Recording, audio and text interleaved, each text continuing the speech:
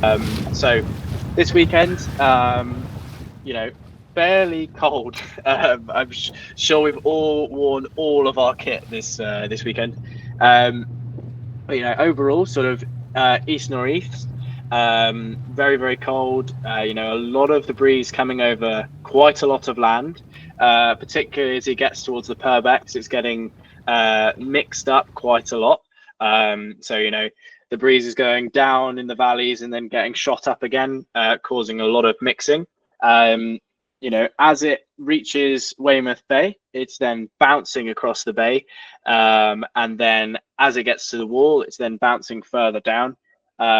So it really makes it very difficult to see the shift or the pressure until it has arrived.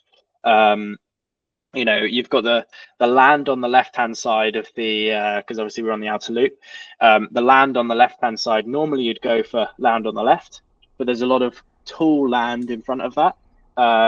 So really it means that with the specific wind direction we had, if it was further right, I could agree with you that land on the left might make you go left, but with the particular wind direction we had, it was actually a hindrance to go left. And there was often on the outer loop, particularly on the downwind, noticeably, there was more wind on the right-hand side as you come down, downwind, sort of in that middle of the course between the outer and inner loop. That was the most breeze.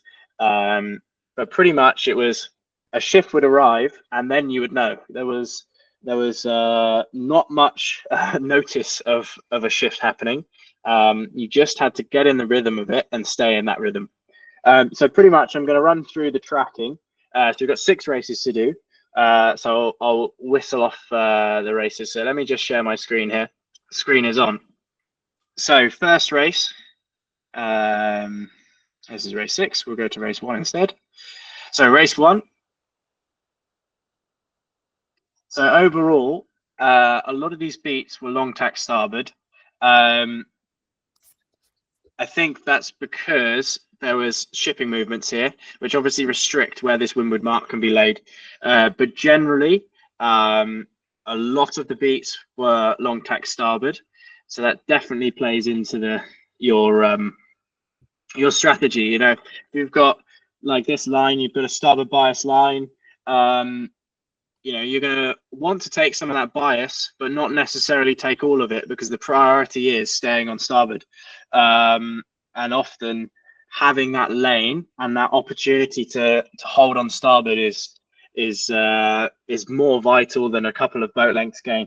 So this one, where it's only slightly starboard bias, was vital to have some space. So off the start there, you had Arthur Farley closest at go, having the best start. Shortly after, Ben Flower manages to hold the best lane there. And then overall, sort of goes into a left phase. So you see this yellow line, we call this the leader line. So you always want to be pushing that leader line. And if you can imagine that, you're a very talented sailor. But the group that came off of the starboard end, some of them maybe got spat out, some of them purposefully tacked onto this left shift. They're the ones pushing up this leader line. That is the first game for that beat, was to instantly tack onto port. So you've got Alfie Knoll, Ewan here doing a good job of pushing forwards there. So a lot of the boats who held off of the start are now tacking onto port on a further left shift. They're potentially going to be in front of these boats here. So speeding up ever so slightly. Boats furthest right have now got quite a large right shift, making this a big mess. You've got the boats on the left with a big lefty. The boats on the right initially made the gain from a lefty, and now they've got the bigger righty. So really making a mess of the fleet here. So you've got a few boats on the left. You got Ben Flower on the left and Ali Brown about to have the best left shift, while some of the boats on the right are in a righty as well. So coming up here, you can see Ben, this sort of orange boat, coming with the best left shift of the day. Ali Brown tacking just below him there, you know, winning the shift to the windward mark. So moving on to the downwind of this race, Mickey managed to gain 2 places by managing to find slightly more pressure than everybody else. So although he wasn't in the best position for him in 4th, I'll highlight him just here. So, you know, first race, not necessarily obvious that there was more pressure on this side. After all of the races we did this weekend, with hindsight, it made sense that, you know, it's a long tack starboard second beat. So it's a long jibe starboard by the lee. So pushing left as you look downwind, as you're going downwind, left was where the pressure was. But as we see it on the screen, it's sort of this region here was where the most breeze was on this downwind. So pushing that way sort of allowed you to have some clear breeze, because the breeze was coming more from this right hand side, and also didn't take you too far from the rum line. You know, boats who've gone this way, so you've got Ben Flower here. You know, he went left originally. Unfortunately, he's lost a few places because he's in the lee of all of these boats. You know, this group of boats directly upwind here of him are really taking his breeze, making it very tricky. Whereas, you know, you've got Seb here, who's got the most breeze of this this right hand pressure, and you've also got Mickey, who's sort of played a little bit between the two. You know, he's stayed along the rum line, you know, reducing his distance, but staying in the pressure as well. So coming down to this gate was a pretty common theme, as you'll see from this tracking, that the go right gate was often favoured. So, you know, it's favoured, but there is a long tack starboard, and you know, you've got to think about what shift are we on, where is the most pressure, and where are this fleet coming down. You know, we've got a lot of boats spread quite wide here. Particularly in some of them, they venture further from the rum line. So here, there's a lot of space to take the unbiased gate, but taking the bias gate is going to put you into a little bit of shadow. So it's not as simple as going for the bias gate. You've got to weigh up both of those. You can't just simply go for the gate you want. So Ali Brown in first there. Manages to stretch a little bit on that downwind, just stepped ahead and had some freedom there. So taking the bias gate, whereas you've got James PC going around the unbiased gate, followed by Ben Flower. So a lot of these boats, a lot of compression here, having to sail a little bit before they can get onto that right shift. So overall, the breeze, as we spin around, overall the breeze is in a little bit more of a right phase. Hopefully I haven't confused you all with where we're going. The windward mark's up here. So a long tack starboard in a right phase really makes this a drag race. You know, PC, who went round the go left gate into a little bit more clear air, has made a considerable gain there. You know, all he needs is a little left shift, and he'll be back towards the front. I think he rounded in sort of 5th, and now he's in 4th, and making life difficult for those boats up to windward of him.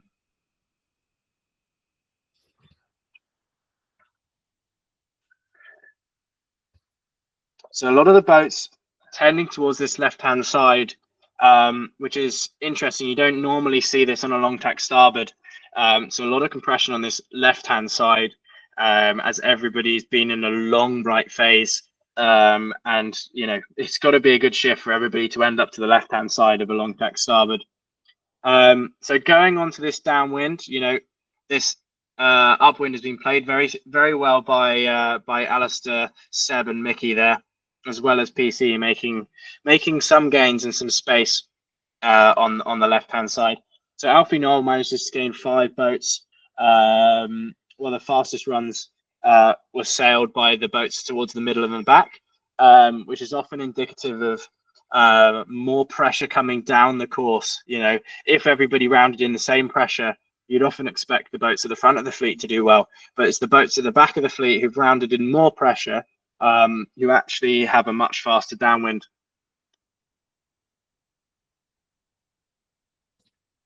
So as we come down here, a few boats doing some big splits off to this side, which is often dangerous. And I don't think Arthur actually gained from going that way. You know, he's got a little bit of space, but he's got a long way to gain to that group ahead. So moving on to race 2 here. So race 2, it has a pin bias of 7 degrees. Certainly interesting for a long tack starboard. You know, if you've got pin bias, it's going to make it very difficult for everybody to hold their lane, which is what everybody wants to do. When you've got a long time to spend on starboard and a pin bias line, it's going to make it very difficult. So here, a lot of boats racking up towards this pin end. You know, with just 7 degrees of bias, everybody's fighting for that pin end. You know, if you get the lane off the pin, you're pretty much set. You can tack and tack back, and then you've made it. So coming up to the start time here, 8 seconds. So this purple boat here is Arthur, who was actually black flagged in this race, I believe. So there's the start. So that's just 1 second after the start. So Arthur was over the line. And interestingly, you can see this leader line is bent over to this right hand side, which is actually indicative of the mean wind direction for the rest of the beat, which shows you how far left the breeze currently is in compared to the average. You've got Christopher Marsh here really pushing forwards on that leading line, showing that actually, with hindsight, it was very good to tack on that left shift. You know, a lot of boats all in the bun fight here, all wanting to tack onto that that left shift. You know, have they held on to their lane too long there? I know it's long tack starboard, but you know, when a big left shift comes, being in that bun fight doesn't necessarily give you the options. Being slightly further up the line tends to give you options, and you know, boats at the starboard end have all the options in the world. So hence why it's easy to make the first gain there. So closest to the line but weren't over were also Seb, Kemp and Kai. So Seb is this boat here, this sort of teal coloured boat, and Kai is this green one over here. So although they had some very good starts, not necessarily able to consolidate the gain from the start and take it to the second gain, if it were. So we have a few boats over here on the left. So Finn, this orange boat here, manages to play the shifts really nicely up this this middle portion of the beat.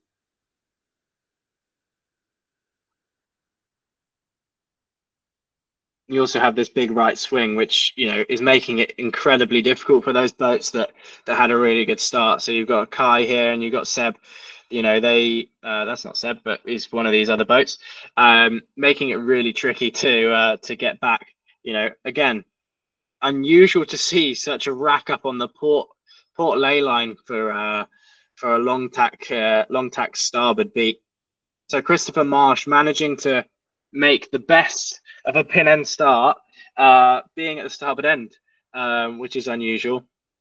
But clearly that left shift off the start, being able to get on port and spending longer in phase than the rest of the fleet is a massive, massive gain. You know, Finn, who had not the best start towards the pin, managed to tack out early enough to take advantage of that gain as well, and manages to lead from the left midway up. So onto this downwind, James PC and Finn. So James PC is this sort of blue boat here, 2 1s and then a 9. Him and Finn have the quickest downwind, being 20 seconds quicker than everybody else, which, you know, in this fleet is considerable. So you've got Finn here in orange and PC here, both on this right hand side. Everybody's going around this mark and all heading for this pressure on the right hand side. That's where all the gains were, and obviously the long tack.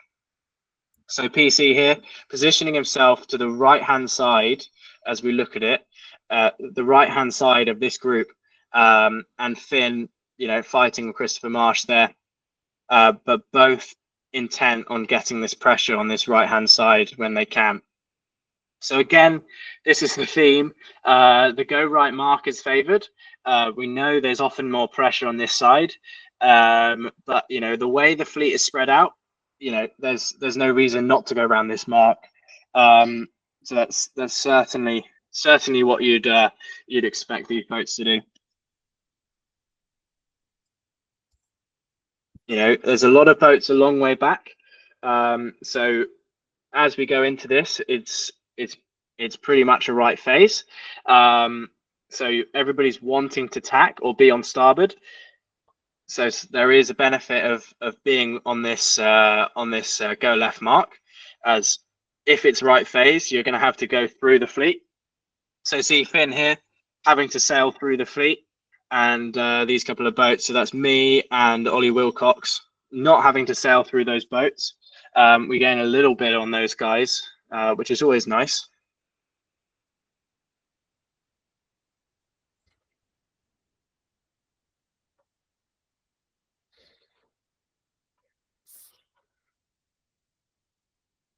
The quickest on this beat overall were actually Matteo, this blue boat here, and Ben Flower. So they're the furthest right on a long tack starboard beat, which is obviously a high risk place to position yourself. But we know there's slightly more pressure on the right hand side, so that obviously reduces the risk to reward ratio there, and also just so happened to be a persistent right shift there, so it worked out really nicely for them. They managed to sail a much quicker beat than everybody else, gaining 3 places each. And where has Mickey disappeared off to? He's back in the trenches back here. Unfortunately, the left hand side there, the middle left, didn't really work for him.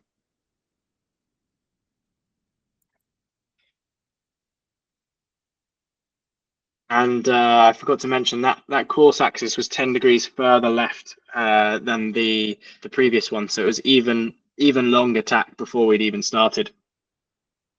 So going on to race 3, we have a 12 degrees starboard bias.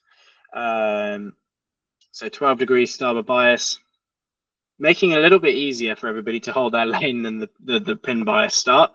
But equally, not as simple as some of the 4 starts. They were dead square, and it made it much easier to sail that. So coming up 1 minute to go, we're at 5 times speed, so it should appear really quickly.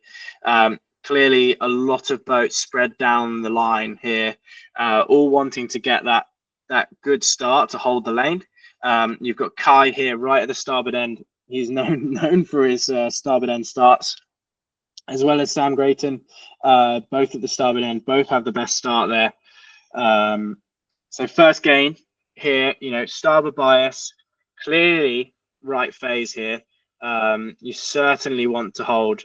If I just bring the leading line back into square, you can see how right phase it is.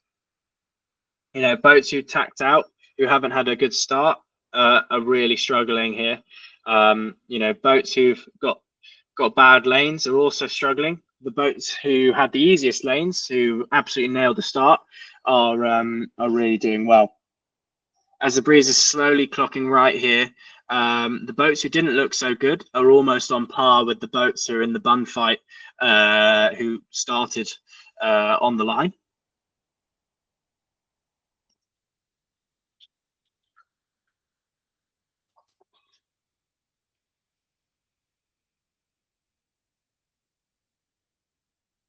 So the boats on the left clearly here are pushing up that leading line more than the boats on the right.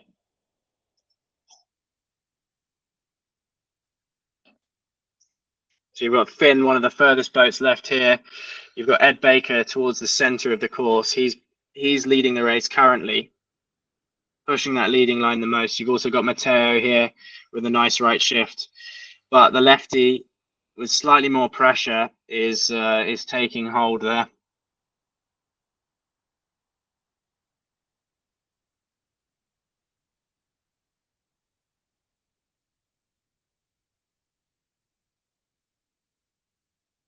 As we get to the windward mark, we know the breeze is overall quite far right, which makes this reach particularly hard. You know, nobody's going low because everybody's fighting.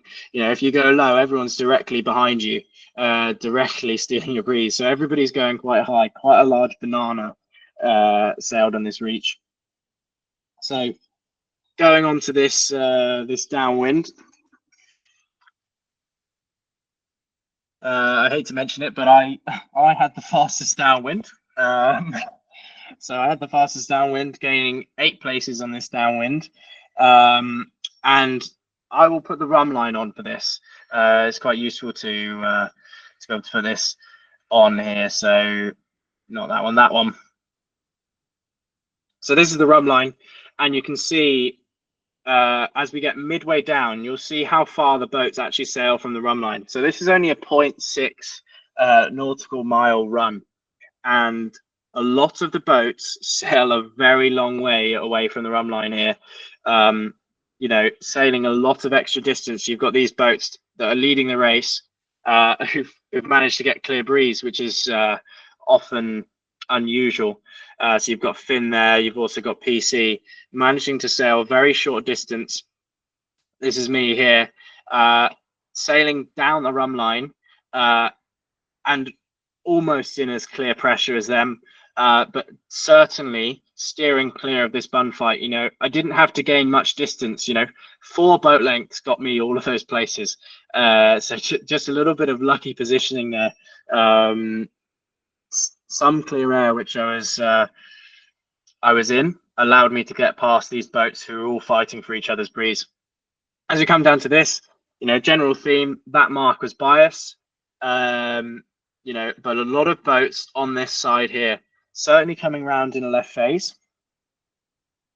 So it's actually made the beat slightly more square than it has been previously. So let's just square this back up. So slightly more square, but still incredibly long tack starboard. So, you know, you want to spend a long time on starboard. You don't want to be spending too long on port.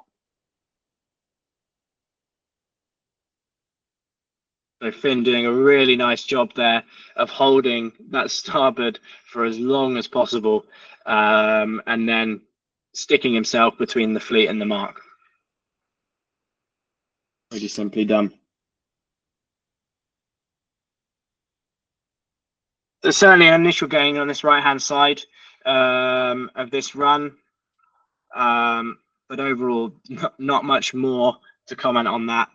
You can see the fleet's quite strung out here with a little bunch there, so not many gains, not many losses on that downwind.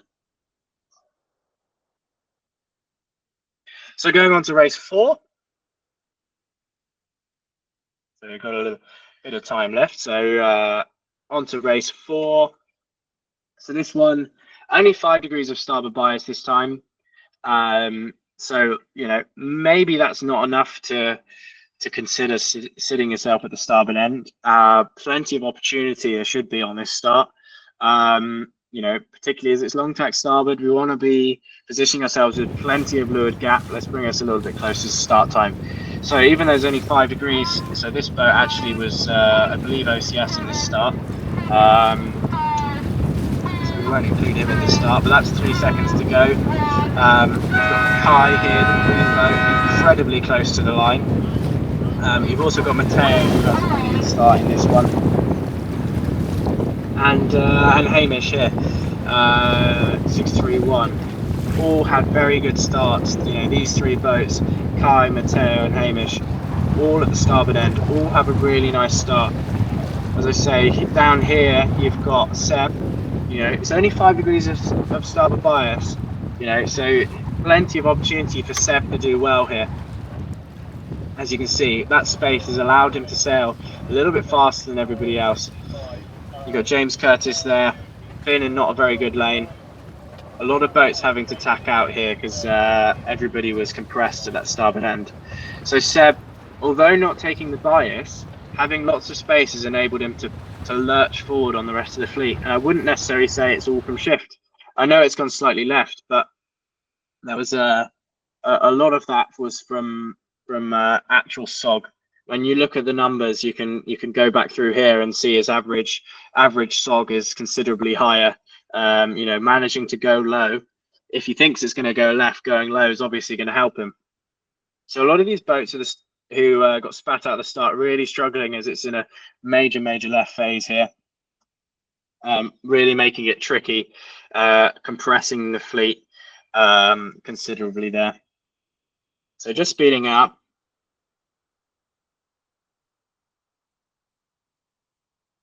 So Seb and the leading group flick it back onto starboard. So the boats, they're all on the right hand side, really suffering as they were just behind on the shift, really lets the group of 5 boats, lets them free pretty much. So Seb Kemp round the mark, Mickey Beckett rolls him, James PC up high as well, Christopher Marsh and Kai just behind. As we come into this downwind, Mickey and Finn have the best run, and lots of boats sailing way too much distance on this one. I'll flick the rum line on again, just so we know. This one is really evident. You know, Mickey's the only one in this group on the rum line. Everybody else is fighting for that breeze, particularly because everybody was compressed on that first beat. You know, major compression from just getting behind on some shifts, and you know, it really allows Mickey to sail away. So you also have Finn here, so you know, he's just on the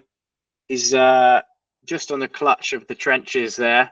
They didn't quite manage to reel him in, which often happens. So he managed to sail, you know, a little bit in the pressure, a little bit down the rum line, but really Mickey has just pulled away, as you sort of expect him to do. So going on to this upwind, fairly left phase out of this mark.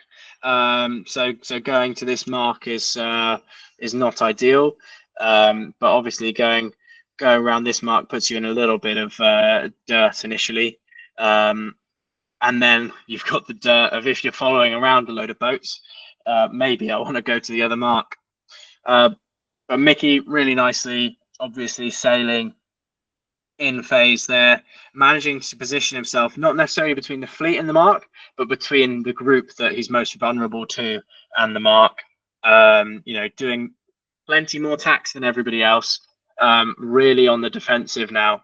You know, this was the first race that he won. He'd had a pretty bad day for Mickey the day before, so you know, he's going to be full on the defensive, and he's not going to want anybody to get him. So obviously the go right gate was favoured and in left phase, so you just want to hold. Ben Flower had the best beat simply by staying on the correct shift for the longest. You know, he is back here, but you know, he's not swayed by what everybody else is doing. Manages to stay in phase and on the correct shift for just slightly longer than everybody else. Not sure how many places he gains there, but he certainly gained some considerable time. So onto this downwind, Mickey and PC are now just, you know, incredibly clear of the rest of the fleet, and they sail the fastest downwind by miles, just because they've got clear air and they can go exactly where they want. They can get to whatever pressure they want. So if only you could do that every time, then you'd win every race, wouldn't you? I mean, he did. So there you go.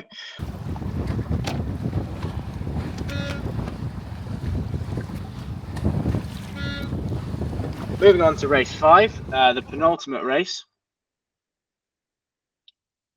So race 5 here. Let's just swing it round. So it's just vaguely upwind. So 12 degrees of starboard bias on this line. Kai and Farley get away with the best start. So let's bring us closer to start time here. So again, purple boat down towards the pin. A lot of boats racking up towards the starboard end. You've got Kai here, and Farley is another one coming into the starboard end here, I believe. So Kai, we got a really good start there.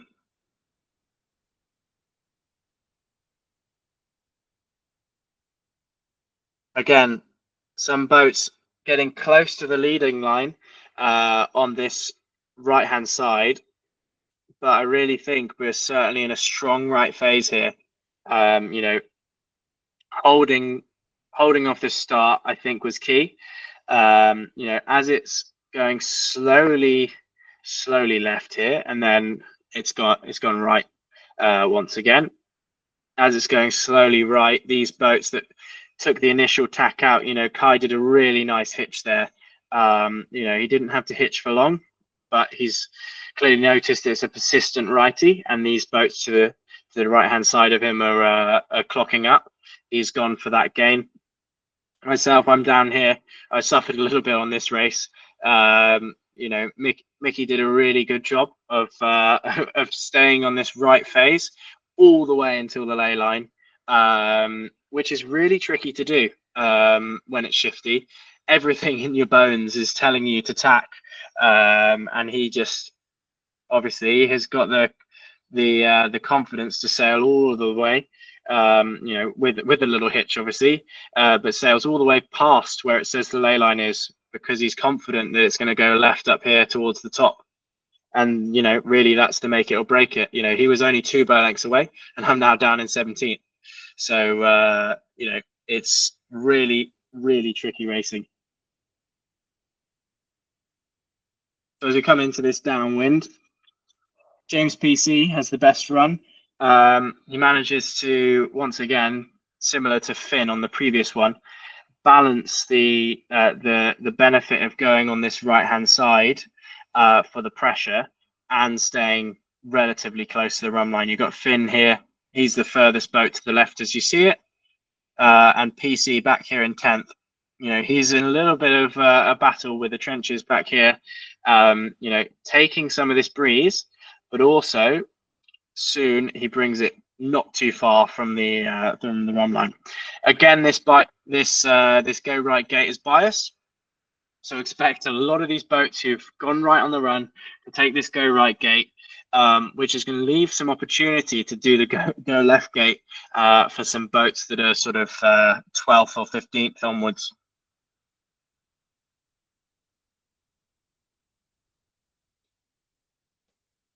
So they come around that. Very shortly after, into a right phase for Mickey and Finn here. Arthur pushing hard for the right hand side. He had a little bit more lefty than they did out of that gate.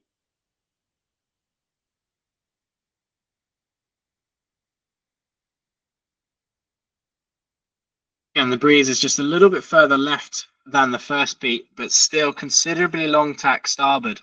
You know, really, really tricky to not get caught in a drag race here. You know, you want a clear lane. Every time you're on starboard, you know, you're going to be doing 65-70% of your time on starboard. You need a clear lane every time you're on starboard, and it's really damaging if you get caught in a group.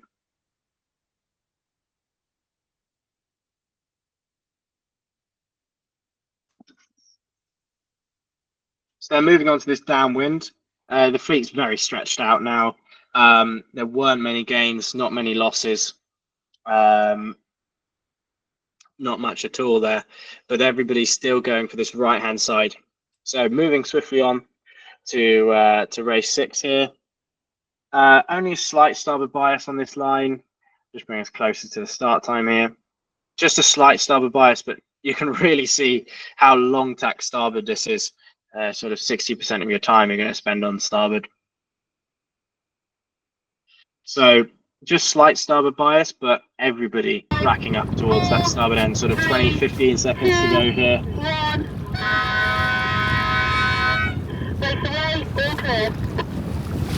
The best start here from Mark Little. This time in the Olympics, clearly coming through. And Ewan also had a really good start up here to the starboard end. He had a few really good starts this weekend, which on a long tack starboard was everything.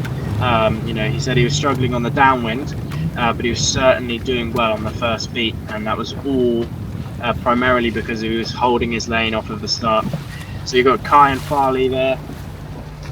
in quite a nice right shift. I clearly not using his telltales, pushing Farley up. So you got Mickey here just on their hip. The boats that are taking the hitch to the right, really not pushing this leading line. You know, if I switch us there, so we know the mean wind direction for that upwind, you know, you can see how far right it is, and it's so painful to be on port. So all of the boats spending this time on starboard, really making considerable gains against the boats that tacked out. So you've got Mickey there on a bit of a left shift, but all of the boats who held a little bit more into that left shift have gained. So you've got PC there. I actually measured it. It was a 19-degree left shift. So a 19-degree left shift, really spreading out the fleet here. So you've got Finn back here, you've got me back here. You know, very, very tricky beat, really tricky to predict what was going to happen here. So this left shift at this period in the beat, you can see how far away everybody in the fleet is from the rum line here. You know, everybody's forced to this right hand side, making it really, really tricky. You know, you can see why Finn's trying to get back to the left. You know, he's got loads of time left on starboard, not too much risk there, positioning himself to the left of the fleet. He's got a long time to go in terms of starboard tack. So hopefully he can get a left shift and bring it back into the top. And if not, he's at least out of the bun fight, out of the group.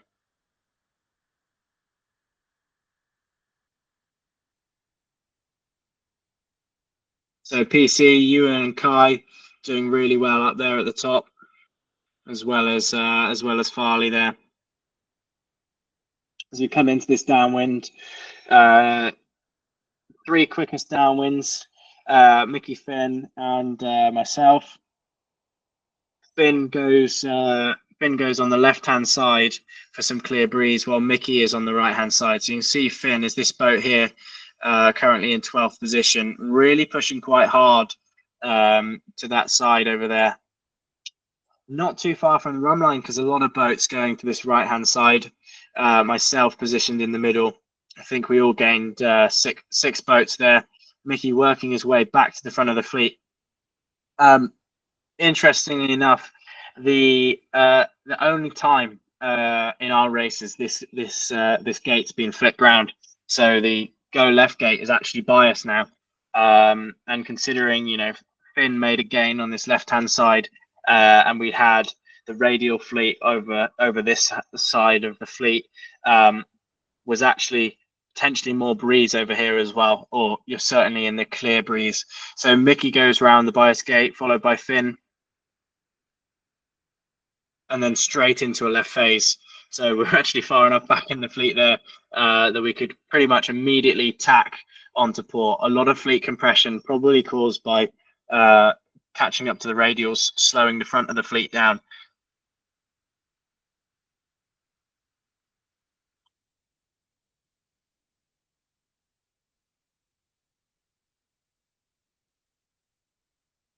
So here, Finn really separated from the fleet.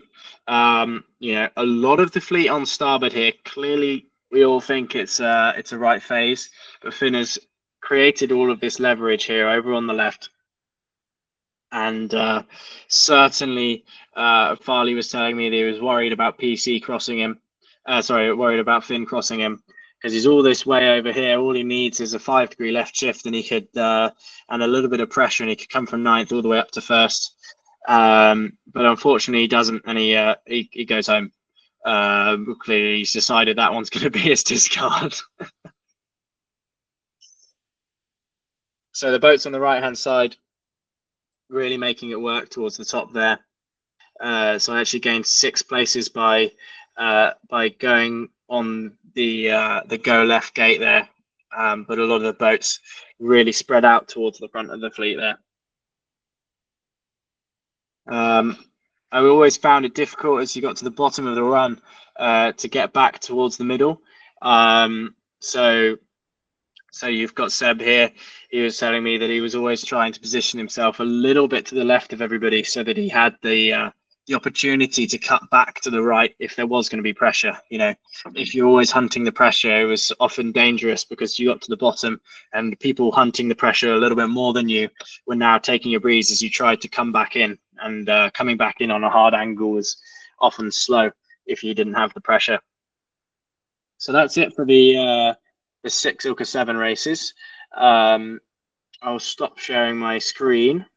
If anybody has any questions, feel free to ask away or put it in the chat. But overall, a pretty tricky weekend. You know, you didn't necessarily get to see the shifts before they arrived, and it was almost you got it and you just had to deal with whatever shift you're in, and positioning yourself with the best in the best possible way once you had the shift was all you could do. And I mean, it's not every day that Mickey's in sort of 15th going around the windward mark, so that's how you know it's a really, really tricky weekend.